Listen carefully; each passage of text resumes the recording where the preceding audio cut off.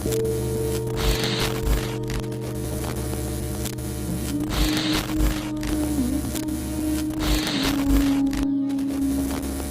a living being encounters trauma, it is in a state of cohesion. We could say that he or she is in a state of oneness and experiences integration and wholeness within him or herself. Trauma, by definition, is an experience that causes distress that cannot be resolved. Now, trauma goes far beyond what we normally think of as trauma, things like wars and sexual abuse. Trauma includes things that we would consider mundane. It's a trauma to be born in our mainstream medical facilities today. It's a trauma to be weaned. It's a trauma to feel extreme jealousy when there's no way to resolve that situation when you're 6 or 7. These traumas almost all of us experience, no, not almost, all of us experience, and yet we don't consider them traumas. The problem is that if we don't have a way to resolve and thus integrate a trauma we experience when we're young, we must dissociate from it. Consciousness itself functions like water. Therefore, you can imagine the dissociation process as it occurs within consciousness by thinking about a river. If you're looking at a river from above, you can see that the larger river often branches off into smaller rivers, and each time this happens, there is less water available to the main river. At the moment of trauma, when we dissociate, part of our consciousness branches off from our main consciousness, just like this river. Our consciousness splits, just like the river does. It is an act of self-preservation. It's easier to comprehend how this process of our consciousness splitting affects us when we picture it in terms of how it impacts our personality. We have to imagine that by splitting, we fragment our ego. Now, I'm going to help you understand this in a really easy way. I want you to imagine, as is accurate, that you have one body. But you usually think you have one personality too that kind of resides in and of this body and uses it. But when splitting occurs, that's not what's actually happening. Internally, your personality becomes split kind of like Siamese twins. So if you don't know, Siamese twins are conjoined twins. They share the same body, and yet they have 2 totally distinct personalities. We may have hundreds of these Siamese twins internally. So technically they're all conjoined because they all share one body, your body, but each one has its own identity, its own desires, needs, perspectives, strengths, weaknesses, and appearance. For example, inside my body, I could have an aspect of myself that's a warrior princess, one that's like a male war admiral, one that's like a tiny crying child, one that's a queen, one that's a cat, one that's an extraterrestrial, one that's a demon. Some might even be able to give me names for themselves if I ask them to. There's really no limit to how many can be inside a person. I've seen as little as 3 and as many as hundreds. And each one has an opposite. In the moment of trauma, there's a split between the vulnerable self and the self that coped with that vulnerability so as to self-preserve. The mistake that we make within society is that we don't think that people have multiple personalities. They do. We reserve those types of labels, like dissociative identity disorder and so forth, for people that are so dysfunctional with their multiple personalities that they'll walk up to you one minute and say, "Hi, I'm Nancy." The next minute they'll be like, "I don't know who you're talking to. I'm 3. Now, people who dissociate to that degree, we say they have multiple personality disorder, but here's the thing. There is not a single person on the face of this planet that doesn't have multiple personalities. The question is, to what degree? I know you may be resisting this concept, but stick with me for a minute. How many times have you said that somebody has multiple sides to them? How many times have you said somebody seems like Jekyll and Hyde? How many times do you yourself feel torn between making a decision and making another decision? These are all examples of circumstances that come about as a result of a conflict between our Siamese twins within. Now here's something huge. Our degree of internal suffering is about the degree of harmony or lack thereof between these internal selves. Our world is a reflection of our internal state as human beings. Now look at our world. Not one day goes by that someone isn't declaring war with someone else, there isn't some kind of genocide, there isn't slaughterhouses, somebody isn't hating someone else, someone isn't denying the fact that something exists. So naturally, not a day goes by that that type of interaction isn't happening inside us as well. Until we reintegrate, just like the world, there is always some personalities within us that love other personalities within us, some that hate others, some that protect others, some that want to control others, some that won't acknowledge the existence of others, and some that don't even know that others exist. So you know how I said that within us, this Siamese twin kind of splitting process, there's always a personality to the opposite of each other. Almost like there's always, when you create black, there's always one that is created that's white. So in the moment of trauma, you fragment between the self that is vulnerable and the self that protects the vulnerable self. Now here's super, super important information. We always identify with the protector aspect of the personality. So this would be the Siamese twin that was protecting our vulnerability. And that's who we actually think our personality is. So this is where I'm about to break it to you, that your personality is completely fake. It doesn't matter how much you think it's real. What it is an amalgamation of the personalities that kept you safe in your specific circumstance in your childhood. For example, given my career, you can see that I've identified with the aspect of myself that's a knower and a teacher, worldwide. Perhaps this aspect of me that understands everything was created to cope with a blindsiding trauma that I didn't understand. Perhaps within me, therefore, is an aspect, an inner child self even, that is terrified and confused and that quite literally just does not understand what is happening. In other words, we come in with raw potential, but that raw potential is sorted out. We basically identify with the personalities that kept us safe and suppress, deny, reject, and disown any of the aspects of us or personality subtypes that didn't keep us safe, that hold our vulnerability. Now, the problem with denying, rejecting, and disowning things is what? Eventually, the brain goes, I don't want to deal with this because obviously focusing on it isn't getting me anywhere. And if we're going to deny, reject, disown it, and everything else, then why not just become unaware of it? Let's make it subconscious. So those aspects of your personality spectrum, we could call them those personalities within you, are totally unknown to you, even though they may be completely obvious to everyone around you. Fragmentation is a function of consciousness, and consciousness is everything. So if you understand the concept of God itself, which is everythingness, being a conscious thing, that means there's consciousness in your bathroom door.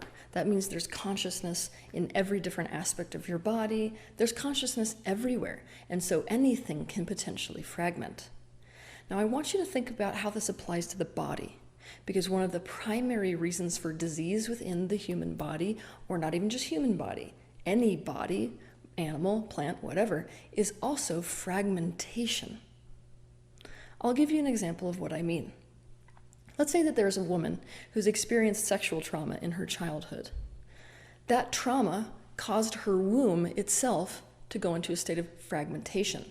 So the consciousness of her ovaries is different than the consciousness of her fallopian tubes, is different than the consciousness of her womb, is different than the consciousness of her vagina. So let's imagine that she is infertile, but the doctors can't find any physical reason for that. If we imagine her ovaries are like mini selves that can talk to us, they might say, I don't want a baby. Everything precious gets taken away from me. This might be enough for the body to simply not produce viable eggs. In another woman with the same issue, this overlying issue with the consciousness of the ovaries might turn into polycystic ovarian syndrome, where the body is literally holding onto and not releasing its eggs. If we talk to the uterus in this very same woman, it might feel emotionally warm and nurturing and say, I'm so excited to create life, I'm ready. If we talk to her cervix, it might violently say, fuck you, nothing's getting through me ever again. The cervix now is serving as a protector against everything, including sperm. As you can see, only one part of many actually wants the baby, and so all of her energy is not actually aligned with conceiving a child, even though this woman could consciously look at you and say that it's the one thing she wants in her life more than anything else. Everything has consciousness, and so everything can be talked to as if it is an individual self, so as to understand it, know it, feel it, meet its needs, and do anything we can so that it becomes a part of the bigger whole in a more harmonious way. There are several strategies that we can use to reintegrate fragmented aspects within our being that happen as a result of trauma. But first, I suggest becoming aware of them in the first place. And to do this, you have to notice when there are shifts energetically that occur within your personality, within the way you feel, and within the way you're presenting yourself to the world. Now, I'm going to demonstrate it in this way. I want you to imagine that this glass represents your body. Now, when we encounter the external world or circumstances in the external world, we tend to experience what I call a takeover of one of these personalities, usually the protector personalities within our personality spectrum. One of our Siamese twins basically seizes control of the body. So let's say that you're standing in line and somebody in that same line gets angry and starts yelling. Now you feel a complete energetic shift within you. You start standing differently. You start to feel armored. What's happened in this moment is that Siamese twin that's in charge of protecting you in that moment seizes control of the body, and now you're basically acting like that protector personality, whatever it acts like. Maybe it's more like a football player, and it's going to be tough, its voice is low, it doesn't have an issue with conflict, it's going to deal with it directly, right? Now let's say in another scenario, let's say that same person, you go home, right? And the minute you walk in the door, you feel calmer. Maybe you see your wife when you walk through the door, and suddenly the energetic shift that happens within you is you feel young. Suddenly you're feeling vulnerable about the situation that you just went through. This is a takeover of another personality subtype. Maybe this is your inner child that sees mommy in your wife and goes, oh, I just want to be touched and held right now. And you're kind of going, wow, how can all this be happening within me? I'm one person, right? Now, let's say that in another circumstance, let's say that you have to take a test. Suddenly you're feeling like a total brainiac. Suddenly you can access the part of you that's like really, really, really, really smart. And even it feels like your body might change. So you might feel tall and skinny, whereas before you felt like a football player. This is a takeover of another Siamese twin with a totally different identity. Even though you are not aware of its name right now, it's a different personality subtype that is taken over so as to perform the job to the best of its ability of taking the test. That is just us meeting with 3 different personality subtypes. We can use the awareness of this happening within us to figure out which personality we're experiencing, and also what's to the opposite side of that. So for example, let's say that in a moment I'm in a war general personality. To the opposite of that may be a daisy flower personality. One method we can use is to close our eyes and ask to see this part of ourselves in our mind's eye. We then let the image appear however it appears. If it helps us, we can see if this part in us has a name. We can begin to observe it and study its behaviors and perspectives and wants and needs and motivations. We can ask it any kind of questions. We can explore its relationship with other parts within us. This is in fact roughly the strategy used by methods like inner child work and parts work and voice dialogue and internal family systems therapy. If you're interested in getting more help to explore your own fragmentation and to create further integration, then I suggest that you take it into your own hands to seek out some of these therapies if you want to. They can be extremely beneficial for people.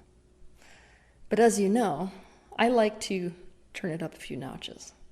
So I'm going to expose to you another way to experience your internal Siamese twins. Everything in this universe is made of consciousness, like I said before, and consciousness does not get destroyed. Now, what a method actor in Hollywood knows that other people don't know is that acting can go far beyond pretending. You can actually take on the consciousness of something completely by letting go first of whatever consciousness you have now. Another aggressive way of putting this is I can let go of TealSwan so as to literally allow the consciousness of something else into my embodiment. Now, when this occurs in the spiritual field, we call it possession.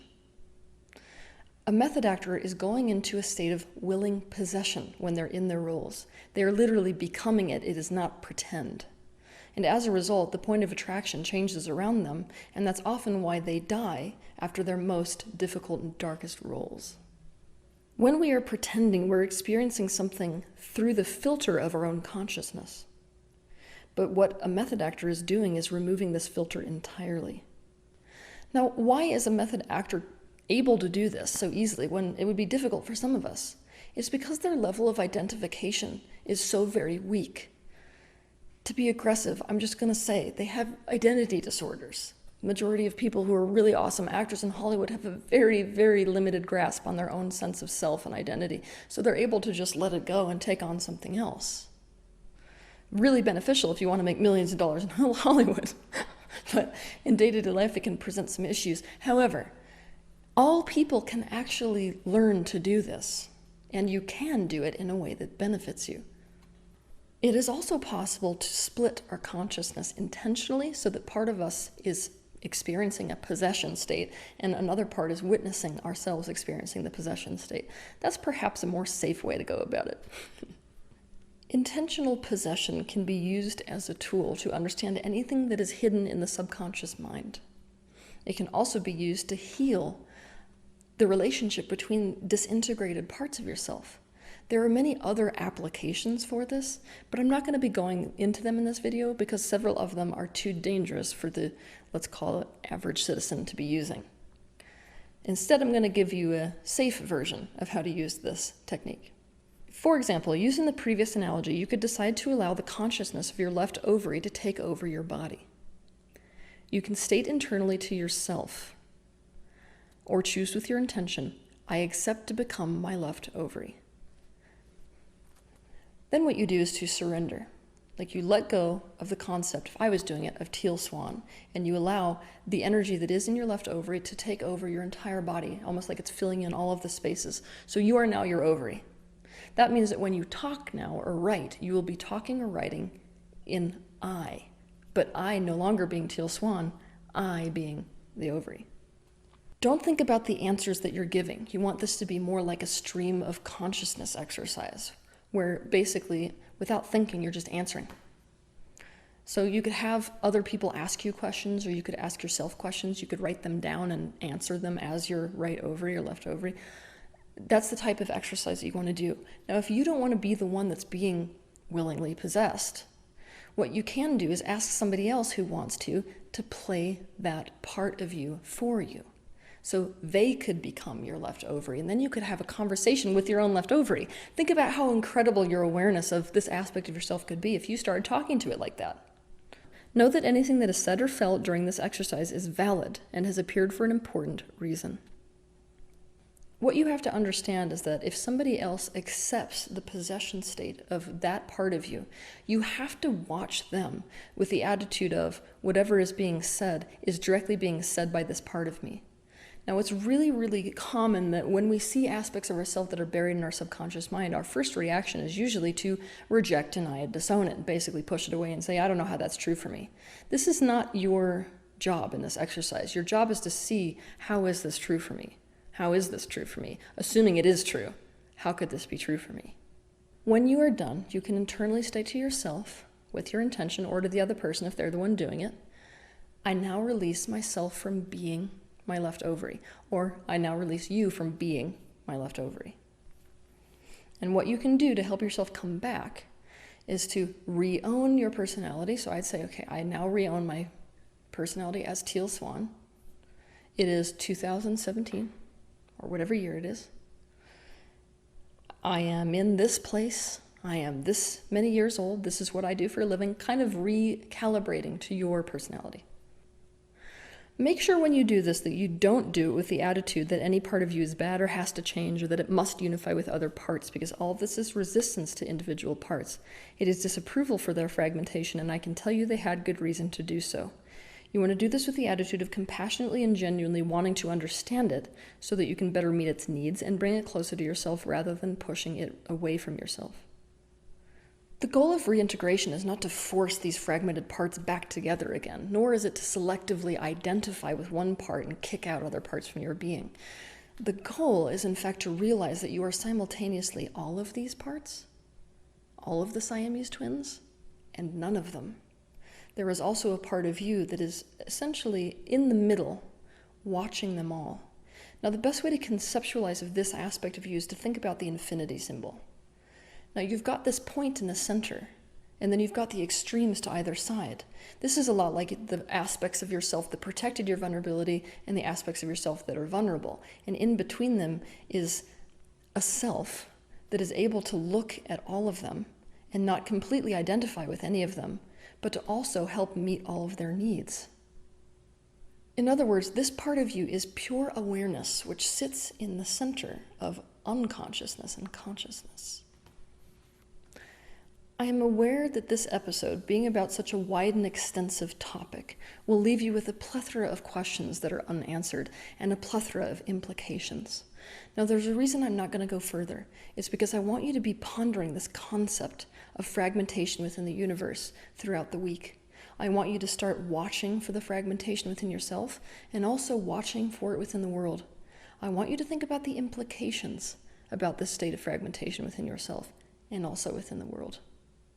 It is, after all, the worldwide disease. Have a good week.